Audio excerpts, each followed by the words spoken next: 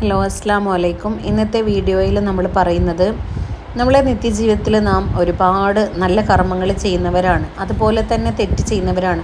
രഹസ്യമായും പരസ്യമായും ഒരുപാട് തെറ്റ് ചെയ്തു പോയിട്ടുണ്ടാവും. അതൊക്കെ പടച്ചോൻ പുറത്തു തരട്ടെ, ആമീൻ എന്ന് പ്രാർത്ഥിക്കുന്നു. അതുകൊണ്ട് എൻ്റെ സഹോദരിമാരോടാണ് എനിക്കിന്ന് പറയാനുള്ളത്.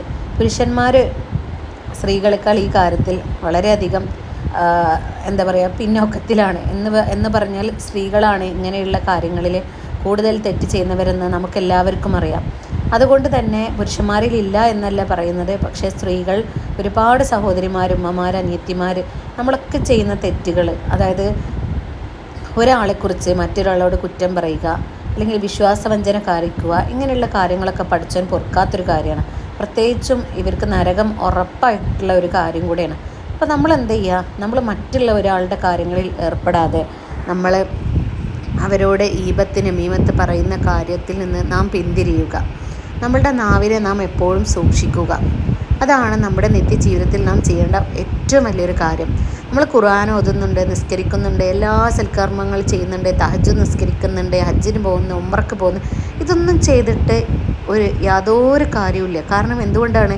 നമ്മൾ ഇപ്പുറത്ത് നിന്നിട്ട് മറ്റുള്ളവരുടെ കുറ്റം പറയുക, മറ്റുള്ളവരെ വിശ്വാസവഞ്ചന കാണിക്കുക, അവരെ ഉപദ്രവിക്കുക, സിഹിർ പോലത്തെ മാരണങ്ങൾ ചെയ്യുക. അത് ചെയ്തിട്ട് നമ്മൾ ബാക്കി സൽക്കർമ്മങ്ങൾ ചെയ്തുകൊണ്ട് എന്താണ് അതിൻ്റെ ഒരു ഗുണമെന്ന് എനിക്ക് മനസ്സിലാവുന്നില്ല.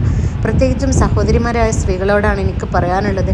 ഒരുപാട് ഉമ്മമാരും സഹോദരിമാരും ഈ തെറ്റിലൂടെ പോയിക്കൊണ്ടിരിക്കുന്നവരുണ്ട്. എൻ്റെ അനുഭവത്തിൽ നിന്നുള്ള ഒരു കാര്യമാണ് ഞാൻ പറയുന്നത്. നമുക്ക് ചുറ്റിലുള്ള ഒരുപാട് ആളുകളെ ഞാൻ കണ്ടിട്ടുമുണ്ട്. അപ്പം അതുകൊണ്ട് ദയവ് ചെയ്ത് ഒരാളുടെ ജീവിതത്തിൽ നമ്മൾ ഇടങ്ങേറുണ്ടാക്കരുത്. അപ്പോൾ അത് പ്രത്യേകം ശ്രദ്ധിക്കുക. നാം നമ്മുടെ നല്ല സൽക്കർമ്മങ്ങൾക്ക് വേണ്ടി സമയം മാറ്റിവെക്കുക.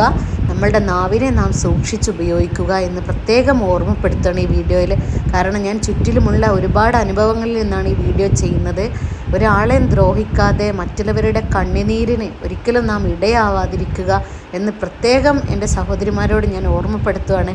5 വക്ത് നിസ്കാരത്തിൽ നാം നമുക്കും നമ്മുടെ ചുറ്റുപാടിലുള്ളവർക്കും വേണ്ടി പ്രാർത്ഥിക്കുക. സ്വന്തം കാര്യം സിന്ദാബാദ് എന്നല്ലാതെ നമ്മൾ മറ്റുള്ളവർക്ക് വേണ്ടി നന്മ ചെയ്താൽ അത് അള്ളാഹു കാണുകയും ചെയ്യും. അതിനുള്ള പ്രതിഫലം നമുക്ക് ദുനിയാവിലും ആഖിറത്തിലും തരുമെന്ന് ഓർമ്മപ്പെടുത്തിക്കൊള്ളുന്നു. ഇൻഷാ അള്ളാഹ് എല്ലാവർക്കും തെറ്റുപറ്റും. ഈ പറയുന്ന എനിക്കാണെങ്കിലും തെറ്റുപറ്റും. അങ്ങനെ തെറ്റില്ലാതെ നന്മയിലൂടെ പോവാൻ നമുക്ക് എല്ലാവർക്കും കഴിയട്ടെ എന്ന് ആത്മാർത്ഥമായിട്ട് പ്രാർത്ഥിക്കുകയാണ്. ഈ കാര്യം നിങ്ങൾ പ്രത്യേകം ശ്രദ്ധിക്കുമല്ലോ എന്ന് ഓർമ്മപ്പെടുത്തുകയും ചെയ്യുന്നു. ഇൻഷാ അള്ളാഹ് അടുത്ത വീഡിയോ ആയിട്ട് വരാം. എല്ലാവരും വീഡിയോ കാണുക, ഫോളോ ചെയ്യുക, സബ്സ്ക്രൈബ് ചെയ്യുക, ലൈക്ക് ചെയ്യുക, എന്നെ സപ്പോർട്ട് ചെയ്യുക. അസ്സലാമു അലൈക്കും.